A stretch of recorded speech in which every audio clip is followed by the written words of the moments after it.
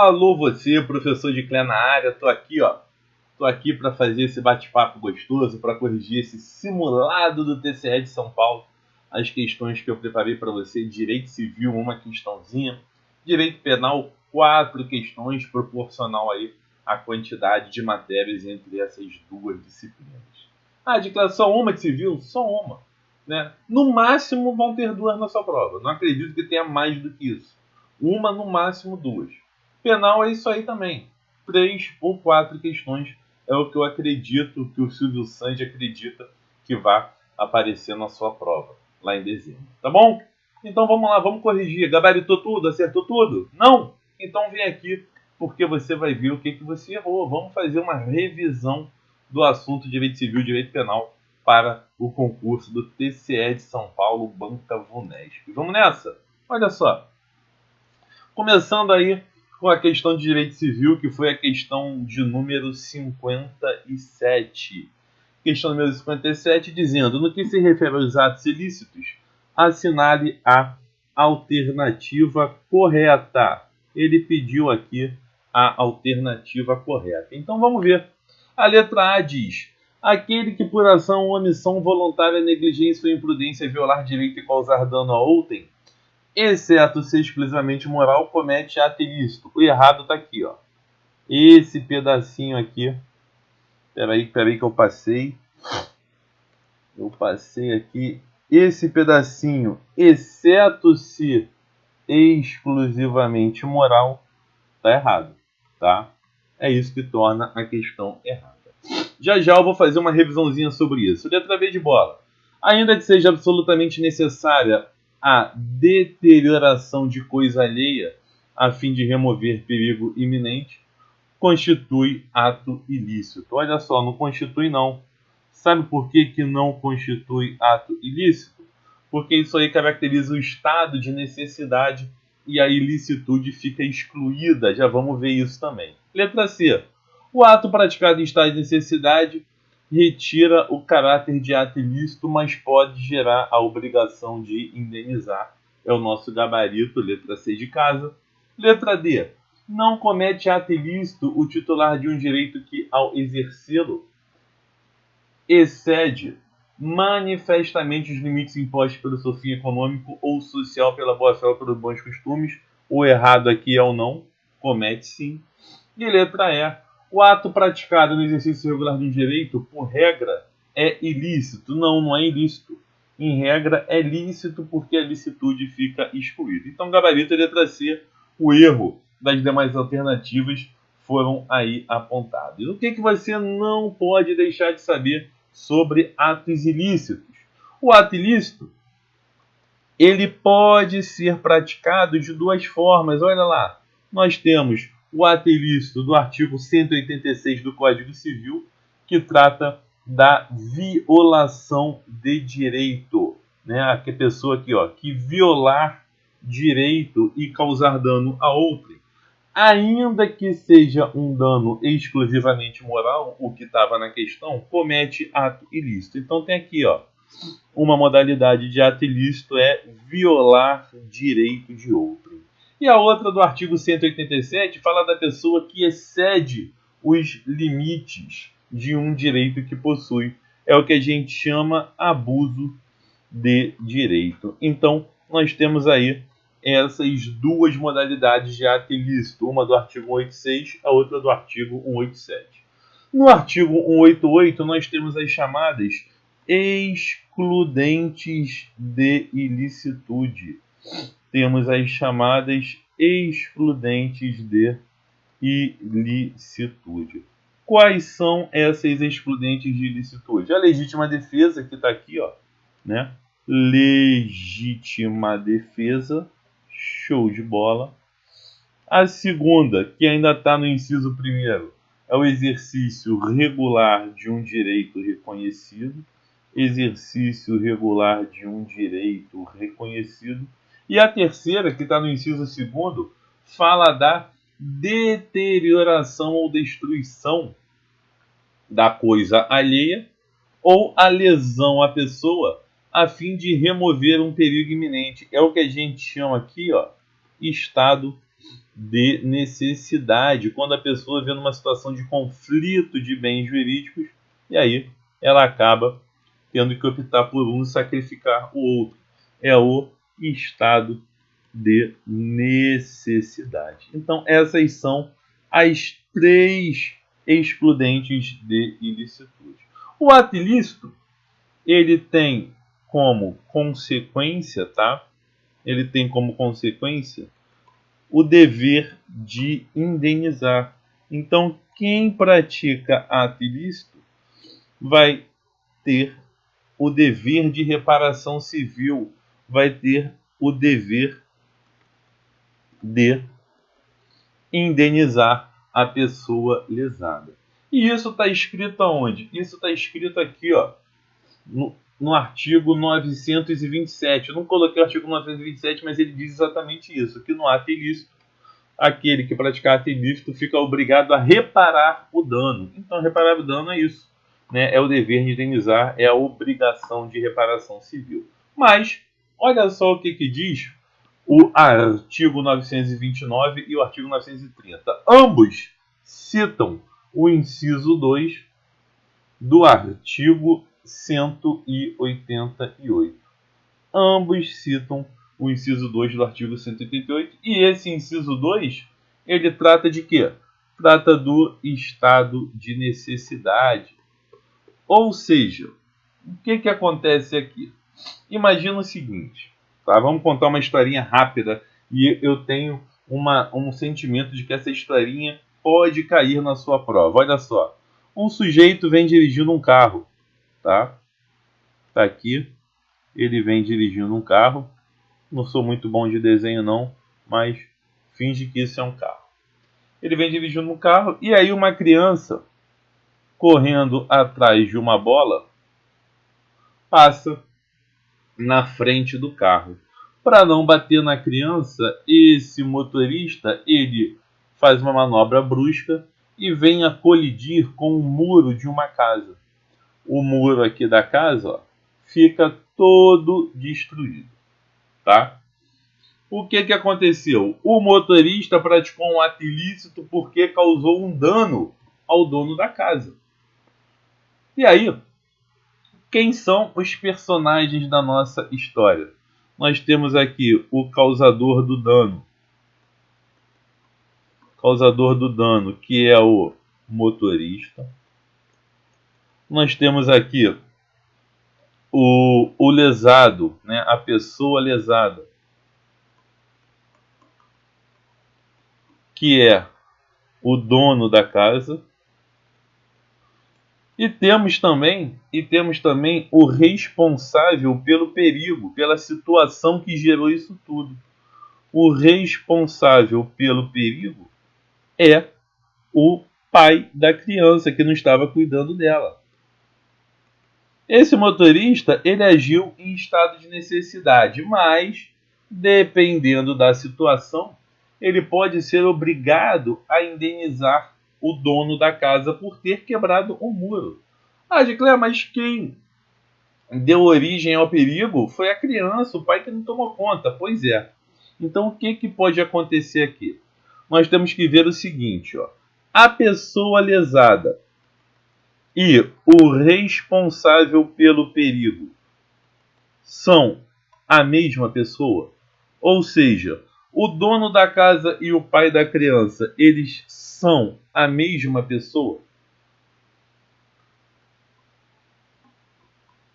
Vamos botar essa pergunta aqui. A resposta pode ser sim, ou a resposta pode ser não. Então, se eles forem a mesma pessoa, o que acontece? O que acontece é o seguinte, dá uma olhada aí no artigo 929. Se a pessoa lesada ou o dono da coisa, no caso do estado de necessidade, não forem culpados pelo perigo, assistir-lhes a direito à indenização do prejuízo que sofreram. Então, se eles forem a mesma pessoa, não há obrigação do motorista indenizar o dono da casa, tá? Por outro lado, se eles não forem a mesma pessoa, haverá obrigação de indenizar o pai, ou melhor, o motorista vai ter que indenizar o dono da casa em razão do muro quebrado. Mas ele poderá ingressar com uma ação regressiva contra o responsável pelo perigo, que é o pai da criança, para reaver aquilo que ele tiver pago. Ou seja, mesmo se caracterizando o estado de necessidade, que é o que aconteceu aqui, ó, né? No nosso exemplo, é uma hipótese de estado de necessidade. Mesmo se caracterizando o estado de necessidade, pode permanecer a obrigação de indenizar. E era isso que eu estava cobrando na questão. Ó. O ato praticado em estado de necessidade retira o caráter de ato ilícito, mas pode gerar a obrigação de indenizar. Gabarito aí, letra C de casa. Tá ok? Continuando, vamos ver agora as questões de direito penal. Começando com uma questão sobre crimes contra a administração pública. Olha lá a afirmativa 1. Considerando funcionário público para fins penais. Considera-se funcionário público para fins penais quem, embora transitoriamente, exerce cargo, emprego ou função pública desde que com remuneração, desde que não. De acordo com o artigo 327 do Código Penal, para ser considerado funcionário público, pode ser em caráter transitório ou ainda sem remuneração. É o que acontece com o mesário da eleição. Então, esse desde que tornou a assertiva 1 falsa. Assertiva aqui falsa. 2. O objeto material do crime de peculato. O crime de peculato está lá no artigo 312 do Código Penal. Pode ser dinheiro, valor ou qualquer outro bem móvel. Móvel sim, imóvel não. Tá? Bem imóvel não pode ser objeto de peculato. E tem outro erro aqui. Sempre de natureza pública? Não. De natureza pública ou de natureza particular. Desde que o funcionário público tenha a posse em razão do seu cargo. Tá ok? Maravilha? Então, 2 erros aí. Também está falsa essa afirmativa 2. 3. A existência de corrupção ativa independe da existência da corrupção passiva, isto é, a bilateralidade não é um requisito indispensável. E isso é verdadeiro. Como assim, de Claire? Isso é verdadeiro. Vem comigo, ó. Vamos conversar aqui.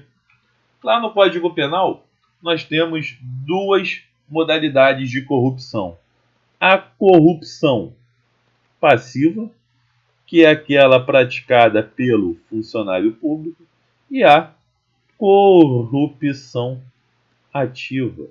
A corrupção ativa é aquela praticada pelo particular. Na corrupção passiva, lá do artigo 317 do nosso Código Penal, nós temos aqui 2 verbos importantes, tá?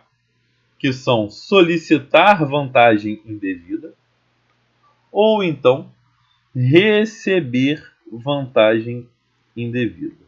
Solicitar ou receber vantagem indevida. E aí, na corrupção ativa do artigo 333, nós temos oferecer ou então prometer vantagem indevida. A corrupção passiva, ela é do funcionário público e a corrupção ativa é praticada pelo particular. Isso a gente já sabe. Mas aí olha só, tanto a corrupção passiva quanto a corrupção ativa As duas são crimes formais. São crimes que se consumam mesmo sem haver o resultado, mesmo sem haver o recebimento da vantagem indevida. Tá? Dessa forma, imagine que o particular oferece uma vantagem indevida, mas o funcionário público não recebe, não aceita essa vantagem indevida. Nesse primeiro caso, nós vamos ter o quê? Só corrupção ativa. Tá? Segundo caso, imagine que o funcionário público solicite a vantagem indevida. Se o funcionário público solicitar a vantagem indevida, o particular, concordando ou não em pagar a vantagem indevida, nós teremos só corrupção passiva. Ué, Edcler, mas aí não seria uma corrupção ativa também do particular? Não.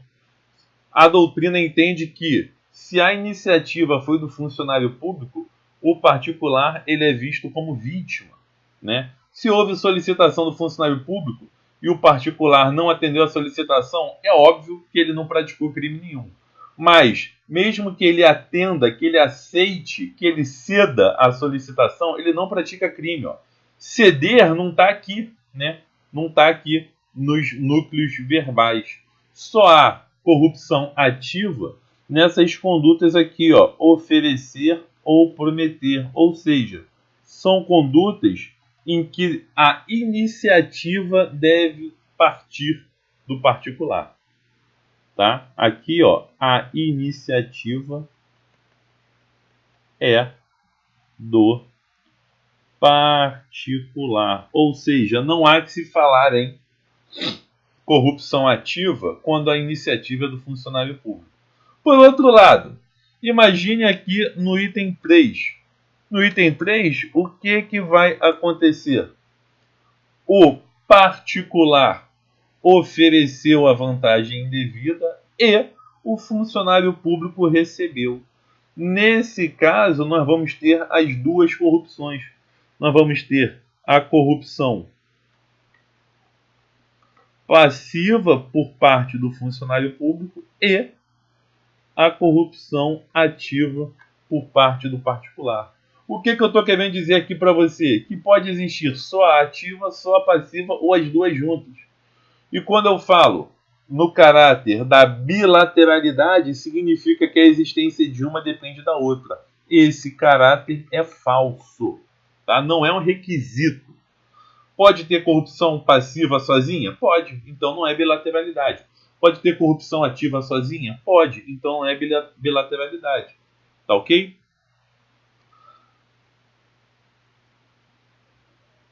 4. Fala do peculato culposo, que é a reparação do dano. Se precede a sentença irrecorrível, extingue a punibilidade, se for posterior, reduz a metade da pena imposta. Isso está certo. Fundamento. Artigo 312, parágrafo 3º. Deixa eu confirmar aqui, é o terceiro ou o segundo? Confirmar aqui no meu código, parágrafo 3º, exatamente, acertei. Parágrafo 3º do Código Penal. Então também é verdadeira essa afirmativa 4, 3 e 4 corretas, gabarito, letra D de dado. Beleza, gente? Então essa aí foi mais uma questãozinha. Próxima tá aqui, ó. Questão 59. A questão 59 tem como objeto a Lei 10.028.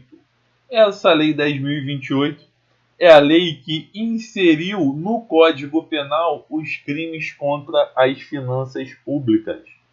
Inseriu os crimes contra as finanças públicas no Código Penal. E aí o que acontece? Essa lei, ela não tratou somente de crimes, tá? Ela inseriu os artigos 359A até o 359H no Código Penal. Inseriu os artigos 359A até o 359H. E aí, além desses crimes, ela trata também de infrações administrativas. Mas, antes, vamos aqui martelar, né? Vamos aqui martelar essas alternativas. Eu já te adianto que o gabarito é a letra D. Na letra D, nós não temos um crime contra as finanças públicas. E as demais alternativas? As demais alternativas são, sim, crimes contra as finanças públicas. A letra A, prestar garantia em operação de crédito.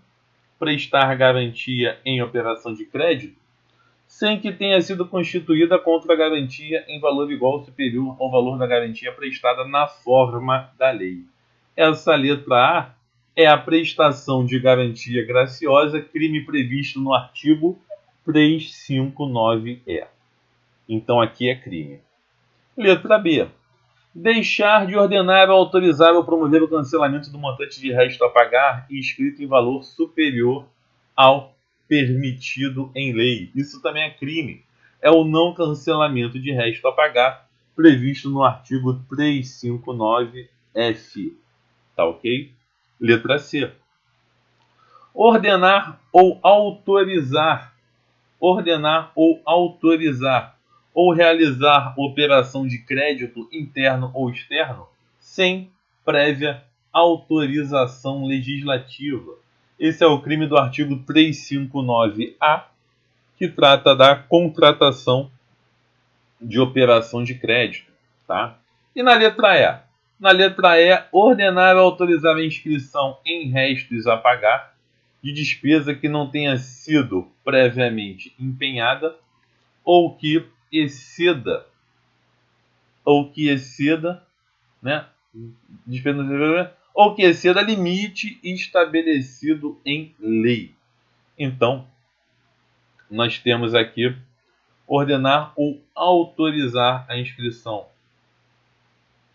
de restos a pagar de despesa que não tenha sido previamente empenhada ou que exceda a limite estabelecido em lei. Trata-se do artigo 359-B de bola, que trata do crime de inscrição de despesas não empenhadas em restos a pagar. Então, na letra A, na letra B, na letra C e na letra E, nós temos crimes. Na letra D, não. De Claire, o que significa, então, essa situação aqui da letra D? Significa uma situação prevista no artigo 5º da Lei 10.028. O artigo 5º da Lei 10.028, ele trata de uma infração administrativa. Nós temos aqui diversas situações que representam infrações, mas que não são punidas na esfera penal, somente na esfera administrativa. Entre elas, deixar de divulgar ou de enviar ao Poder Legislativo e ao Tribunal de Contas o relatório de gestão fiscal nos prazos e condições estabelecidos em lei. Gabarito aí. Gabarito, então, é a letra... Espera aí, cadê a questão? Tá aqui, ó. Letra D de dado. Conforme eu havia falado com você. Tá ok? Vamos mais uma? Vamos lá. Próxima questão aqui, questão 60. Sobre os crimes de falsidade documental previstos no Código Penal, analise as proposições abaixo. Vamos lá, 60. Não é isso? Ela diz o seguinte: o crime de falsificação de documento público consiste em omitir em documento público declaração que devia constar, papapá. Isso não é falsificação de documento público. Isso aqui é o que a gente chama de falsidade ideológica. Falsidade ideológica. Tá? É o crime previsto lá no artigo 299 do Código Penal. Ah, Edcler, mas aqui fala de documento público. Sim, a falsidade ideológica ela pode abranger tanto documento público quanto documento particular. Por isso que na afirmativa 2 também é o crime de falsidade ideológica. Tá bom? Aqui, ó, no artigo 299. Na afirmativa 3, ela fala do crime de supressão de documento. Só com a afirmativa 1 e 2 errada, você já sabe que o gabarito é a letra B de bola, né? Ah, não, pode ser a letra E também. Mas sabendo que o 1 e 2 está errado, você já elimina a C e a D. O gabarito é a letra E, mas nós vamos ver que as 3 e 4 estão corretas a partir de agora. Olha só. O crime de supressão de documento consiste em destruir, suprimir ou ocultar em benefício próprio ou de outrem ou em prejuízo alheio documento público ou particular verdadeiro de que não podia dispor. Esse crime aí de supressão de documento, ele está previsto no artigo 305 do Código Penal. Então está certinha a afirmativa 3. E a afirmativa 4 fala do crime de falsidade de atestado médico, que está lá no artigo 302, exatamente isso que está escrito aí. Tá ok? Então 3 e 4 corretas, gabarito, letra B de bola, elimina também aqui a letra E. Aqui, ó, o crime de falsidade ideológica que eu falei para você. Ele abrange tanto documento público como documento particular. E um ponto interessante é que a pena ela varia se o documento é público ou particular. Olha só a pena aqui, ó. Reclusão de 1 a 5 anos se o documento é público. Reclusão de 1 a 3 anos, ou seja, menor, se o documento é particular. Então, os dois documentos podem ser objetos do crime de falsidade ideológica e a pena varia de acordo com a natureza desse documento. Tá bom? Fechando aqui a última questão da minha parte do simulado, questão 61, fala dos crimes de lavagem de dinheiro. E vem dizendo, ó, gabarito é a letra A. Tá? Já te adianto que o gabarito é a letra A.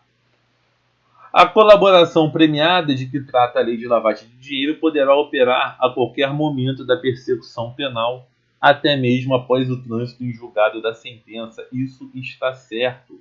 Está de acordo aqui, ó, com o artigo 1º, parágrafo 5º da Lei 9.613. Olha só o que ele diz. A pena poderá ser reduzida de 1 a 2 terços e ser cumprida em regime aberto ou semiaberto, facultando ao juiz deixar de aplicar ou substituir essa pena a qualquer tempo. Então, nós temos aqui uma possibilidade de delação premiada, né, um benefício resultante da delação premiada para o autor, coautor ou partícipe que colaborar espontaneamente com as autoridades, delatando aí os seus comparsas. E esse benefício pode ser concedido na lavagem de dinheiro a qualquer tempo. Portanto, a afirmativa A está correta. A afirmativa B de bola. Ela fala que o processo e julgamento dos crimes de lavagem ou ocultação de bens, direitos e valores dependem do julgamento da infração penal antecedente. Dependem não. Independem. Tá? Independem. E isso está previsto aqui, ó, no artigo 2º, inciso 2º. Você sabe que para ocorrer um crime de lavagem de dinheiro tem que haver um crime antecedente. O crime antecedente gera um produto ilícito. E é justamente este produto ilícito que sofre o processo, né, o procedimento de lavagem. Lavagem de dinheiro, lavagem de capital, branqueamento, cada um chama de um jeito. Ou seja, para haver a lavagem de dinheiro, há necessidade de se configurar um crime antecedente. Imagina, o sujeito praticou tráfico de drogas, obteve um ganho, um produto ilícito, e aí depois tentou, né, ou praticou atos com o objetivo de lavar o dinheiro obtido com o tráfico de drogas. A lavagem de dinheiro depende do julgamento do tráfico de drogas? Não. É o que diz o artigo 2º, inciso 2º. O processo e julgamento dos crimes de lavagem de dinheiro previstos nesta lei independem do processo e julgamento das infrações penais antecedentes.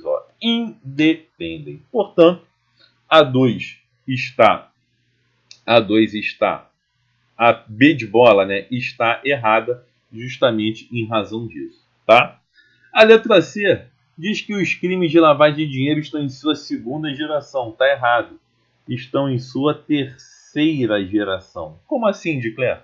A primeira geração dos crimes de lavagem de dinheiro,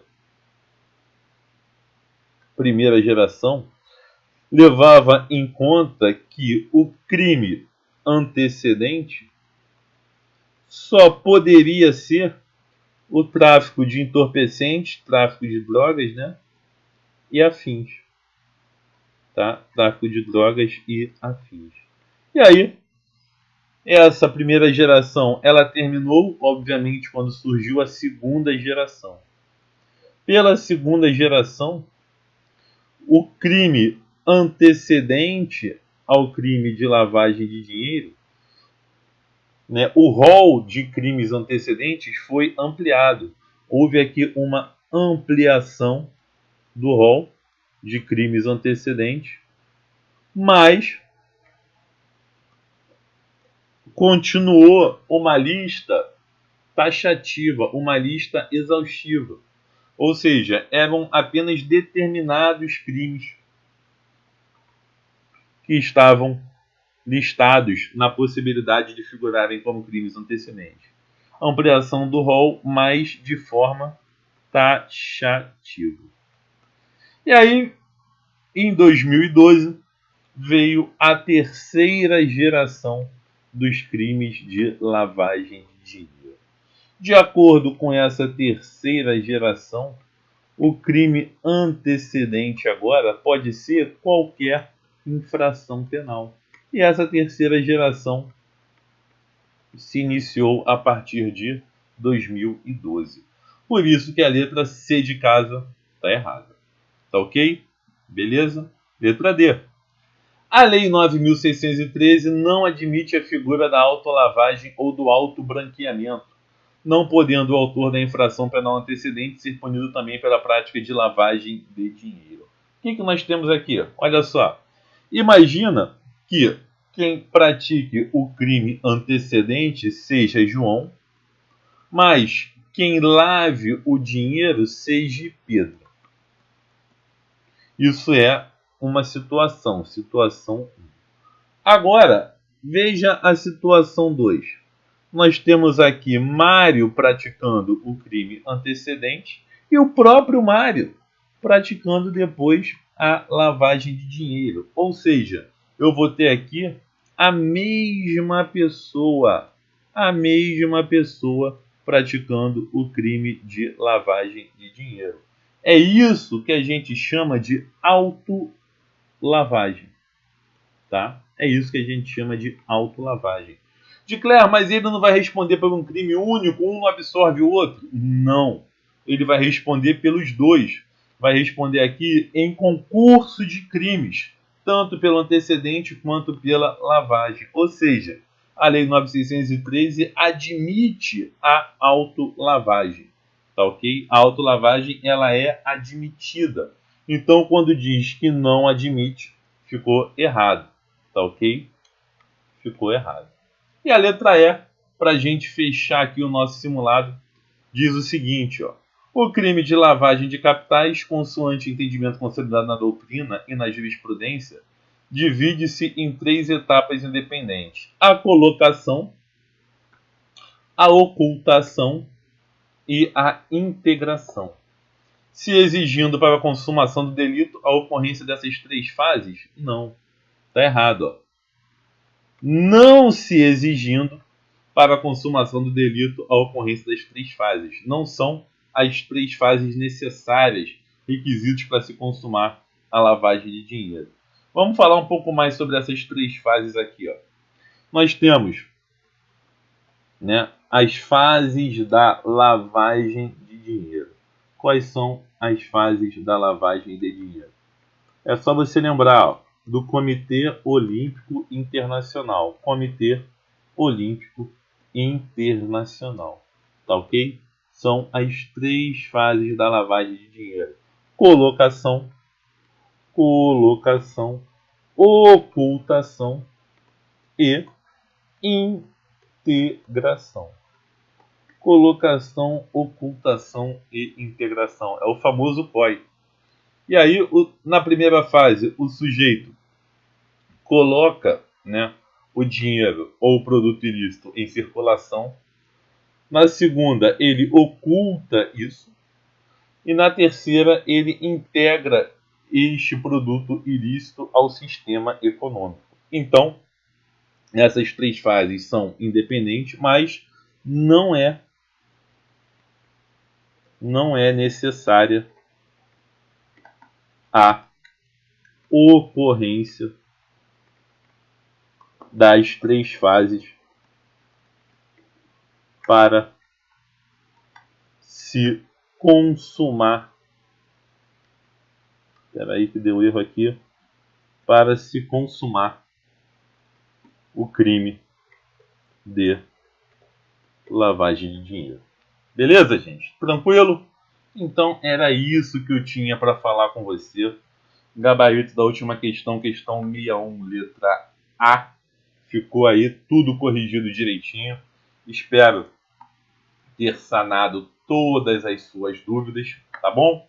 Vou ficando por aqui. Tenha uma boa prova lá em São Paulo. Um abraço.